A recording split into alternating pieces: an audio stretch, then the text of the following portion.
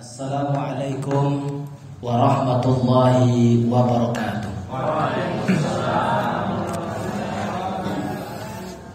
Innal hamdalillah nahmaduhu wa nasta'inuhu wa nastaghfiruh wa na'udzu billahi min shururi anfusina wa min sayyiati a'malina. May yahdihillahu fala mudilla lahu wa may yudlil fala hadiyalah.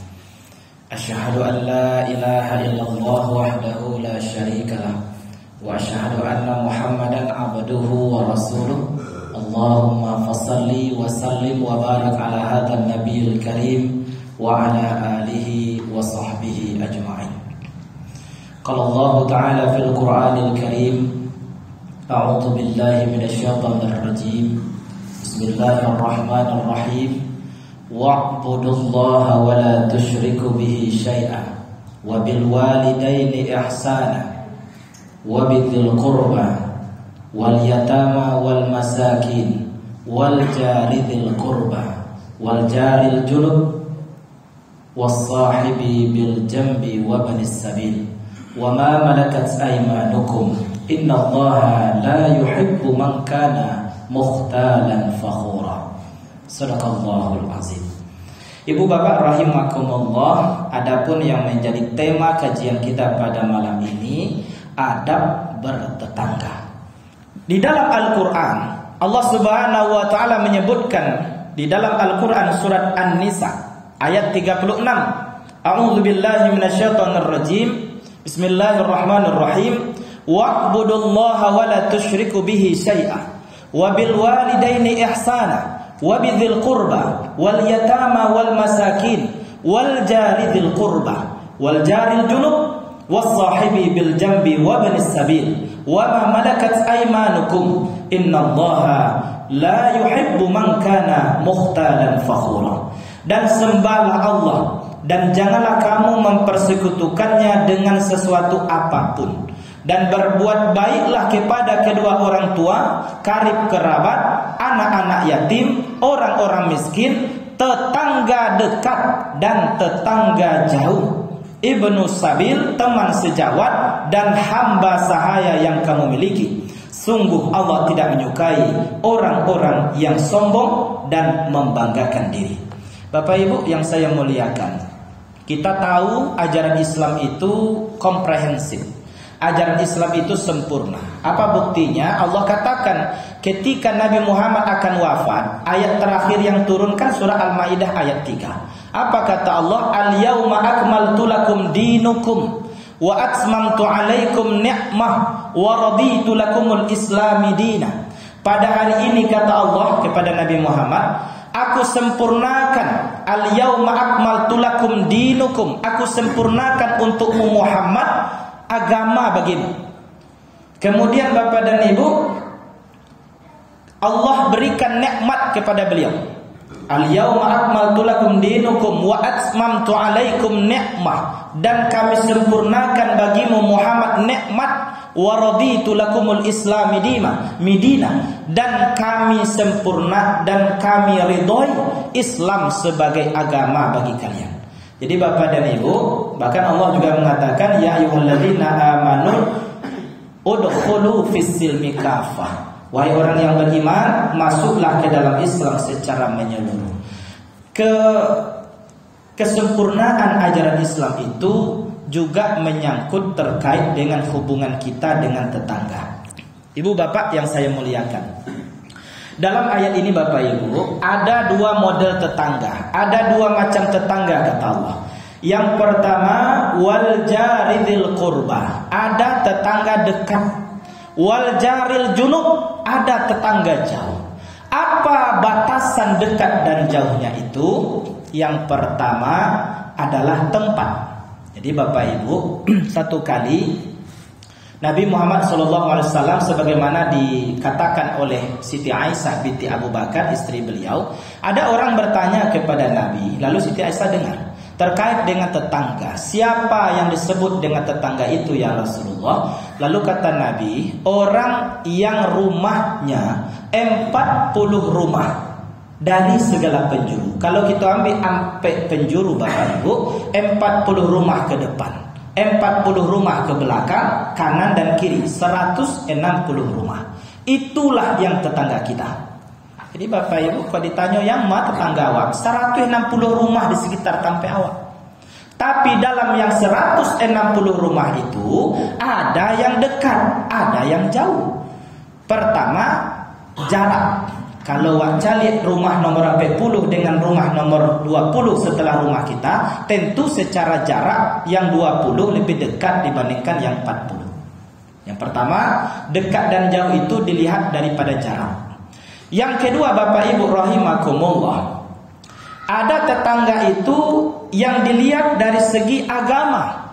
Andaikan kita bertetangga tapi agama tetangga kita mungkin saja Kristen ataupun Yahudi ataupun agama yang lain, meskipun secara tempat berdekatan, tapi dengan indikator yang kedua ini, orang yang berbeda keyakinan dengan kita, maka sesungguhnya dia adalah tetangga jauh, walaupun secara tampaknya dakek letak rumahnya daripada awak. Jadi Bapak Ibu rahimakumullah, ada pula tetangga itu Bapak Ibu yang membuat dia menjadi dekat karena hubungan nasab. Bapak Ibu mungkin di komplek awak kok ada Bapak Ibu yang punya mama, ada hubungan darah. Ada mungkin kakak beradik kita di sini, ngambil sama-sama ngambil rumah awak di siko. Walaupun secara tempat mungkin rumah kita dengan rumah dia 40 rumah yang menjadi jarak antara kita dengan kakak kita misalnya, tapi karena dia memiliki hubungan nasab, maka dia termasuk tetangga dekat. Nah, jadi Bapak Ibu rahimakumullah, dari dua macam tetangga ini ada 3 hak bertetangga itu. Yang pertama, ada tetangga itu yang hanya mendapatkan 1 hak saja. Kapan? Ketika kita bertetangga dengan orang yang berbeda agama dengan kita. Jadi kalau kita punya tetangga Yahudi, kita punya tetangga orang Kristen, kita punya tetangga orang Buddha dan segala macam, maka kita tetap boleh berbuat baik dengan tetangga. Kok bulan puasa membuat kolak awak boleh awak agi kainyo. Inyo pun model itu. Ketika yang diagihnya ke awak itu halal, cara mendapatkannya puluh halal, pila jale dewaknya bandar togel awak terima jo infak kam saji awak kok rancak ditolak apa itu. Kan Allah tahu dek awak dari mana pitihnya. Kalau misalnya menurut ajaran kita baik uangnya itu, dari siapapun boleh memberi sumbangan pada kita. Begitu pula kita bertetangga. Jangan egois kita Pak Ibu, tiba awak baragi harusnya terima. Tiba inyo baragi ndak mau awak terima. Kalau yang diagihnya tu bahare, kan elok dek awak tu. Atau yang diagihnya sambarandang, karajonya pun halal, mungkin menjual elektronik, toke gatahnya umpama. Karena jaleh karajonya tu. Inyo baragih kawak sebagai tetangga, ndak ada alasan awak untuk menolak. Jadi Bapak Ibu berbuat baik dengan tetangga meskipun dia tidak seagama dengan kita itu boleh saja. Bahkan Nabi berhutang dengan orang Yahudi, hutang baju besi. Maka kalau diminta, ternyata waktu yang ditentukan itu lebih awal diminta oleh Yahudi tadi, geramlah Umar bin Khattab. Marah Umar bin Khattab, masa belum datang waktunya sudah ditagih. Pada akhirnya para sahabat membantu untuk melunasi hutang Nabi tadi. Jadi Bapak Ibu dalam bertetangga ya begitulah adanya. Kadang-kadang ketika awak kembali rumah di situ kan tak harus pula awak tanya tetangga awak agamonya, kan tak begitu dah Bapak Ibu. Siapapun boleh karena ini komplek terbuka misalnya kan. Nah, oleh karena itu ketika kita bertetangga dengan non-muslim, maka sebenarnya kita harus juga menjaga hubungan baik kita dengan tetangga. Kenapa? Karena orang yang terbaik kata Nabi adalah orang yang baik di mata tetangganya. Jadi Bapak Ibu ukuran kebaikan itu bukan hanya sholat kita, bukan hanya taatnya kita secara pribadi, tapi ketika kita punya tetangga, lalu tetangga kita merasa nyaman, kok ditanya kayaknya, disurvei kayaknya, pendapat apa tentang tetangga apa kok elok kecil tetangga, itu Nabi katakan Pak, maka baiklah kita. Jadi orang terbaik itu kan banyak. Ada orang yang belajar Al-Quran, mengajarkan Al-Quran. Orang yang paling baik kata Nabi, orang yang paling bermanfaat bagi orang lain. Termasuk orang yang paling baik itu orang yang baik di mata tetangganya. Ibu bapak jamaah yang saya muliakan, yang kedua, ada tetangga itu yang memperoleh 2 hak daripada kita. Kita pun model itu Pak, saling timbal balik dia. Kapan dia mendapatkan 2 hak? Yang pertama karena secara tempat jaraknya dekat dengan kita, dalam radius 40 rumah tadi. Yang kedua, karena kita satu keyakinan dengan dia, satu agama dengan dia. Kalau tetangga tadi secara tempat dekat, lalu seagama dengan kita, dua hak kita kepada dia, dia pun punya hak dua macam kepada kita. Hak yang pertama ibu bapak sebagai tetangga, kita perlakukan dengan baik. Nanti kita jelaskan bagaimana memenuhi hak kita sesama tetangga. Yang kedua, hak sebagai sesama muslim. Hakul muslim ala muslim sittun, kata Nabi. Hak seorang muslim terhadap muslim lainnya, karena awak bertetangga tadi, awak sesama muslim, ada 6. Mulai daripada kalau umpamanya awak basuh, tebarkan salam. Kalau kemudian dia undang, penuhi undangannya. Kalau dia sakit, jenguk dia. Kalau dia minta tolong, bantu dia. Kalau dia meninggal, antarkan dia sampai ke kubur. Kemudian bapak dan ibu rahimakumullah, jadi sudah dua itu macamnya. Pertama karena jaraknya dekat, kemudian hak sebagai sesama muslim. Yang ketiga ibu bapak, ada tetangga itu yang mendapatkan 3 hak. Yang pertama sebagai tetangga, yang kedua sebagai sesama muslim, yang ketiga sebagai karib kerabat. Ayat yang kita baca tadi, Allah Subhanahu wa taala memerintahkan kepada kita untuk berbuat baik kepada karib kerabat. Contoh Bapak Ibu, di komplek awak kok ada 40 rumah di depan rumah kita. Di antara rumah kita itu yang 40 tadi, ada salah satu tetangga kita sekaligus sebagai keluarga kita, karena dia punya hubungan darah. Andaikan, itu barang andai-andai gitu Bapak Ibu, seumpamanya tetangga di sebelah rumah kita, katakanlah dia butuh pertolongan, sementara beberapa rumah setelah itu ada juga tetangga kita, tapi berbeda. Yang satu memang dekat secara tempat, tapi tidak ada hubungan nasab dengan kita, tidak ada hubungan darah dengan kita. Yang satu lagi agak jauh tempatnya dari kita, tapi ada hubungan darah. Maka Bapak Ibu, andaikan kita bisa bantu kedua-duanya bagus. Tapi kalau hanya satu yang bisa kita bantu, maka menurut ayat ini, orang yang walaupun jauh letak rumahnya dari kita, tapi dia bahagian dari nasab kita, itu menjadi tanggung jawab kita dulu. Jadi kok kabar lagi awak Pak, kok kan dibantu, lebih utama membantu tetangga. Walaupun dia letaknya lebih jauh daripada yang dekat rumah kita tadi, tapi ada sangkut paut hubungan darah. Nah, jadi Bapak Ibu rahimakumullah, satu kali ditanyakan juga oleh para sahabat kepada Nabi, ya Rasulullah, kan tetangga tadi banyak, 40 rumah dari segala penjuru. Kok awak jadikan penjuru itu 6, lah banyak jadinya Pak. Ya kan? Banyak kali, 6 kali 40, 240 rumah. Jadi Bapak Ibu, kata para sahabat tadi, kalaulah banyaknya tetangga itu, mana yang lebih utama untuk diberi, mana yang lebih utama untuk dibantu? Lalu kata Nabi, carilah pintu rumah tetanggamu yang paling dekat dengan pintu rumahmu. Memang Bapak Ibu, kok ada umpamanya awak akan membantu, kalaulah misalnya di sekitar itu ya kita punya tetangga, kemudian dia butuh bantuan, memang dicari yang paling dekat pintu rumahnya, jo pintu rumah awak. Kok kabar lagi? Maka itu yang lebih utama. Anan babedo, kok nak dekat ke pulau, nak babunyi awak junya Pak. Ai kok lah babedo. Ndak babunyi awak jangan paling dekat kok, nauzubillah.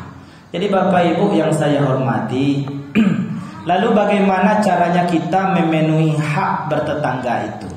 Ada beberapa cara yang disebutkan oleh Nabi Bapak Ibu, dicontohkan juga oleh Nabi. Yang pertama disebutkan dalam sebuah hadis. Kata Nabi, "Man kana yu'minu billah wal yaumil akhir falyukrim jarahu." Siapa yang beriman kepada Allah dan hari akhir, falyukrim jarahu, hendaklah ia memuliakan tetangganya. Ba'a cara awak memuliakan tetangga, paling tidak 5 caranya Pak Ibu. Yang pertama adalah ta'aruf, saling kenal kita Pak. Kadang-kadang ada pula ego pribadi kita. mentang-mentang karena mungkin kita orang lama, masa awak puluh nak memulai menyapu, ya kan? Atau karena jabatan, atau karena kekayaan, atau karena ilmu. Bapak Ibu rahimakumullah, jangan sampai kita merasa paling harus disapa duluan. Jadi sapa menyapa itu sebenarnya satu hal yang mesti kita lakukan. Jadi kalau kita misalnya baru pindah ke sini, baru bergabung di sini, tidak ada salahnya. Mungkin orang yang baru tiba, kok masih gamangnya, kok dipanggil beko apa salah gitu kan? Tidak dipanggil apa beko kegadang-gadangan pulau umpamanya kan? Jadi Bapak Ibu harus ada ta'aruf. Dan ini sesungguhnya sudah menjadi tabiat kita. Coba wak cari anak-anak kita Bapak Ibu, ketikanya masuk TK, kan tak kenal nyo tu dari mana kawannya kok. Tapi ketika lah dimasukkan ke dalam kelas tu ayo pandai sih. Memang itulah naluri manusia itu, makhluk sosial itu. Walaupun tak diajar, kenalan ya nak, anda perlu diajar mereka. Itu nyo kenal surang nanti itu. Selama ada kemauan kita. Jadi Bapak dan Ibu rahimakumullah, agar tetangga itu merasa dimuliakan, sebenarnya dia akan dimulai sejauh mana kita kenal dengan tetangga. Kenapa Bapak Ibu? Karena tidak sama tetangga kita yang satu dengan yang lain. Ada tetangga itu yang dia kaya, dia tidak butuh uang kita, dia tidak butuh bantuan uang kita. Yang dia butuhkan mungkin sisi yang lain. Ketika nyopai dinas luar kota, wak jago rumahnya, itulah satu penghargaan. Tapi tidak mungkin kita akan menjaganya kalau tidak ada komunikasi, tidak ada hubungan baik kita dengan dia. Oleh karena itu Bapak dan Ibu, langkah pertama agar kita mampu memuliakan tetangga adalah dengan saling mengenal. Saling mengenal itu penting. Jadi Bapak dan Ibu, kalaulah saling kenal lawak, baru meningkat ke tahap berikutnya, namanya adalah tafahum, saling memahami. Jadi kalau tidak kenal kadang-kadang sering salah paham, salah pengertian. Dan kadang wak sapo jo bu, antok sibuk kok. Disapu sekali lagi, antok jo baru. Sampai 3 kali, kadang-kadang kesal kita Pak. Rupanya setelah diketahui, ibu kok ada gangguan. Palingonyo sedang pesumbe, umpamanya kan. Jadi Bapak Ibu, kadang-kadang awak kok kan capek bana ambil kesimpulan. Pak Ibu, kita mungkin baraja baa misalnya air. Ibu bapak pernah pergi ke danau. Kalau Bapak Ibu bawa pipet atau bawa tongkat, masukkan ke dalam air tadi, air yang tenang tadi Pak. Kau wak cali secara mata, wak cali tongkat yang kita masukkan itu sebenarnya lurui. Tapi ketikalah masuk ke dalam air, kok babengkoknya bantuannya. Kan begitu Pak. Begitu Pak Bapak Ibu. Tongkat cobalah Bapak Ibu nanti masukkan ke dalam air yang tenang. Nanti kita masukkan mungkin tongkat, mungkin kayu, apalah namanya, besi. Masukkan benda yang lurus itu ke dalam tanah, ke dalam air tadi, nampak bengkok dari atas Pak. Padahal sebenarnya dia lurus. Apa yang ingin kita sampaikan? Kadang-kadang awak kok terlalu capek mengambil kesimpulan, terlalu cepat memberikan vonis kepada orang. Jadi Bapak dan Ibu rahimakumullah, kemampuan mata kita ini kadang menipu. Telinga yang kita pakai mendengar itu kadang salah dengar awak, sehingga salah mengambil kesimpulan. Oleh karena itu, ketika kita bertetangga sudah saling kenal, mari kita tingkatkan untuk bisa saling paham. Koklah saling paham bahwa Bapak Ibu, apa kekurangan dan apa kelebihan tetangga kita, itu akan dapat kita maklumi. Tapi kalau tidak saling kenal, awak aku mau beboh, jo rupanya beranak keteknya di rumah. Awak tidak saling paham, kenapa? Tidak saling kenal tadi. Nah, jadi Bapak dan Ibu jemaah yang saya hormati, kalau kita sudah sampai kepada tingkat saling memahami, tafahum, berikutnya meningkat lagi. Namanya adalah ta'awun, saling tolong menolong. Jadi Bapak dan Ibu, barabanalah ke pitih banyaknya buat punya pitih. Pitih kau ndak bisa sagalo-galonya do Bapak Ibu. Ndak kena mula wak memakan pitih itu. Pasti wak balian kabarih dulu, dimasak dulu ke itu. Pitih kau pula Bapak dan Ibu bukanlah ukuran segala-galanya. Oleh karena itu, terkadang kita ini kan ya manusia itu kadang-kadang ada yang kesombongannya itu lahir karena kekayaannya. Ada yang kesombongannya itu muncul karena ilmunya. Ada yang kesombongan itu karena parasnya yang cantik, yang gagah, dan lain-lain. Macam-macam lah Bapak Ibu. Nan bedo ba, nan dak ado nak kanyu sombong pinyu sombong, nauzubillah. Sudahlah hidup payah. Hanya mengadang lo lah. Nauzubillah min zalik. Bapak Ibu yang saya muliakan, ta'awun itu penting. Menolong orang itu jangan berpikir kita Bapak Ibu hanya dengan pitih. Jadi Bapak Ibu kadang-kadang seperti tadilah, ada tetangga itu yang secara ekonomi mapan, nyo tak perlu piti awak dong. Tapi nyo mungkin perlu wak saling tegur sapa. Ketika umpamanya pai kedua rumah ada anaknya, wak caliakkan anaknya, alah cukup baginya tuh. Itulah tolong menolong. Sangat besar jasanya bagi beliau misalnya. Jadi Bapak dan Ibu tolong menolong itu bisa dengan harta, bisa dengan tenaga, bisa dengan pikiran. Atau paling tidak menjaga agar tidak terzolimi. Maka kata Nabi, al-muslimu man salimal muslimuna min lisanihi wa yadihi. Seorang muslim itu adalah mereka yang mampu menjaga muslim lainnya dari kejahatan lidah dan tangannya.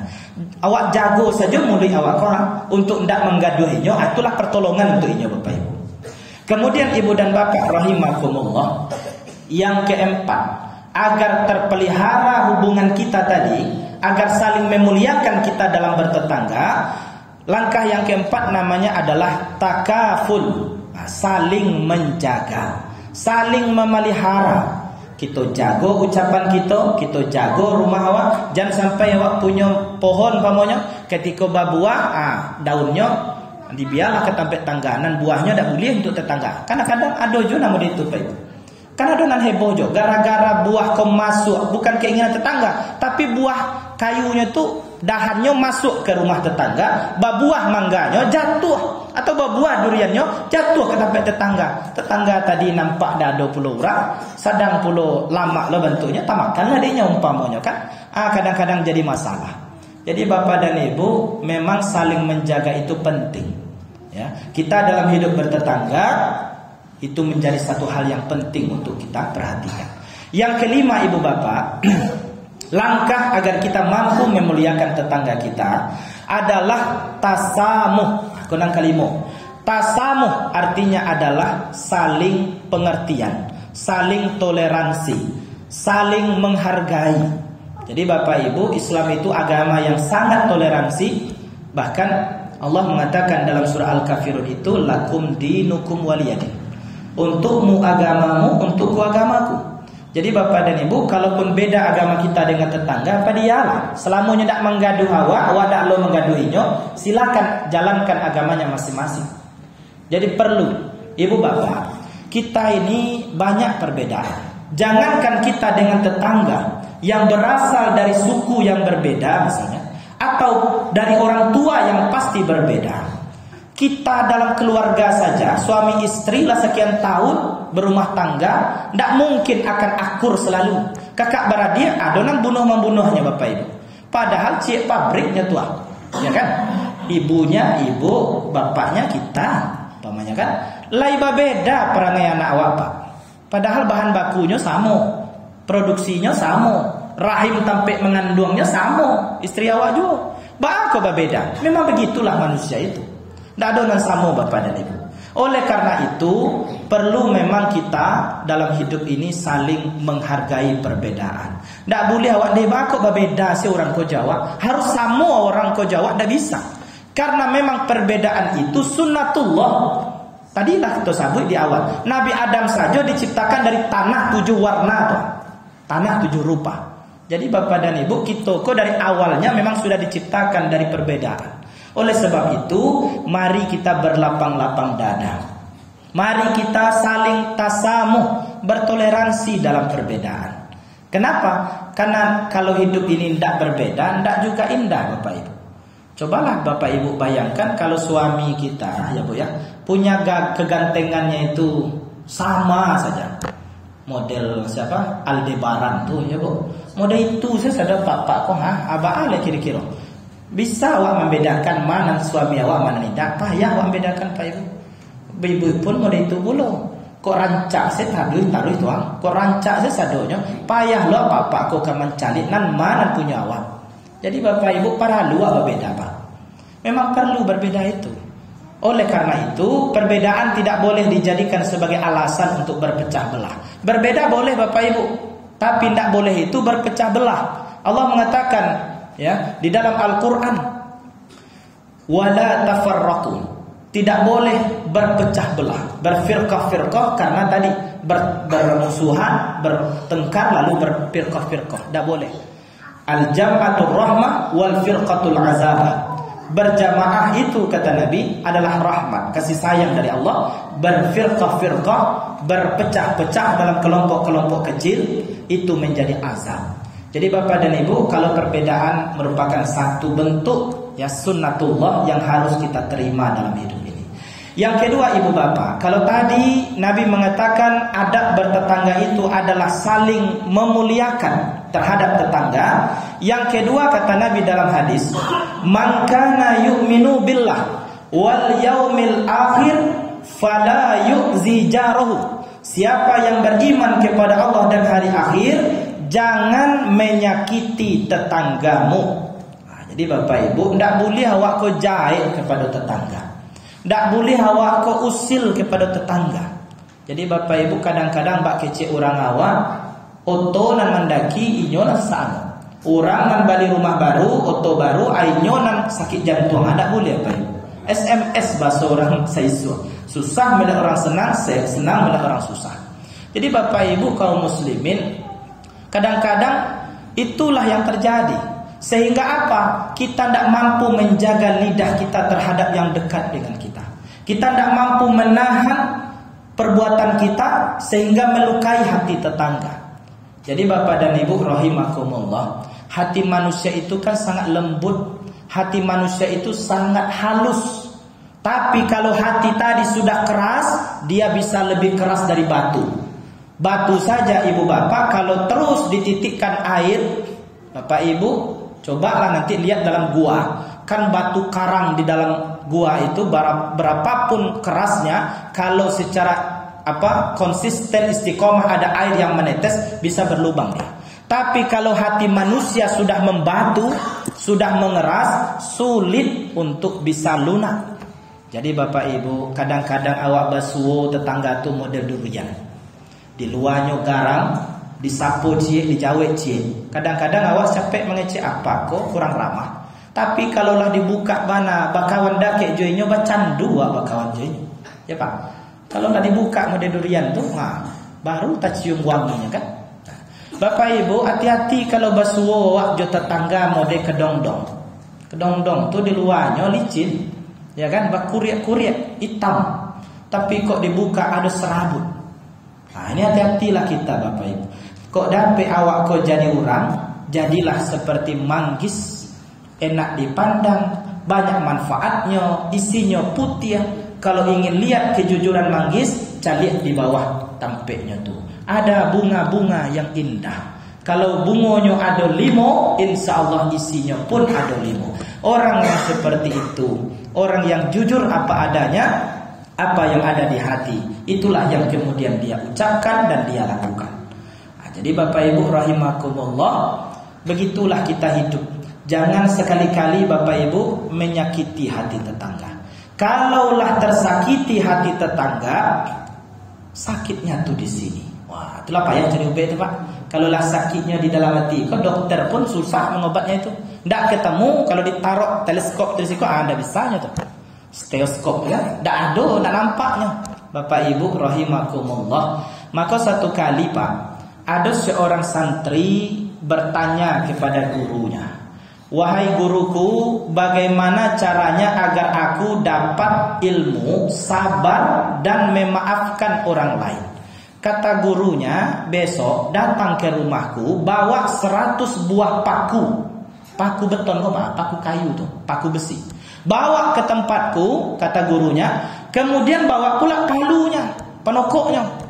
Besok pagi-pagi datanglah muridnya tadi.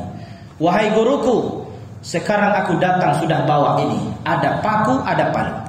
100 banyaknya. Kata gurunya, engkau lihat di depan rumahku ini, ada satu pohon kayu yang sedang berdiri ini. Engkau pakukan semua paku yang 100 buah tadi ke pohon tadi. Satu persatu dipakulah oleh muridnya tadi. sampai pada akhirnya 100. Ayo bejo katu dia keluar aja keringe 100 buah banyaknya. Ibu dan bapak, apa yang terbetik di hati si muridnya? Apa maksud guruku ini? Aku minta ilmu agar sabar dan memaafkan, justru yang disuruh untuk memaku ini. Tidak ada hubungannya. Kemudian setelah selesai melaporlah muridnya tadi, wahai guruku, apa yang engkau perintahkan sudah selesai. Aku tidak dapat apa-apa, tidak dapat ilmu apa-apa. Lalu kata gurunya, paku yang sudah ditancapkan itu engkau cabut lagi. Semakin dongkol dia Bapak Ibu. Sudahlah panik awak manokoknya, akhirnya dicabut lo satu persatu. Dicabut nanti keluar keringat, cabut lo keluar keringat Bapak Ibu. Semakin emosi dia. Ibu bapak jemaah rahimakumullah, mau tidak mau karena ingin dapat juga ilmu sabar tadi, maka dia ikutilah satu persatu paku yang lah ditancapkan dengan dalam itu dicabut satu persatu. Ibu bapak rahimakumullah, lalu kata gurunya, setelah selesai ini, engkau kembalikan posisi kayu saya itu seperti semula. Tentu tidak bisa Pak.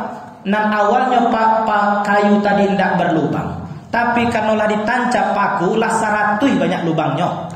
Ba'a caronyo mengembalikan kayu tadi seperti semula.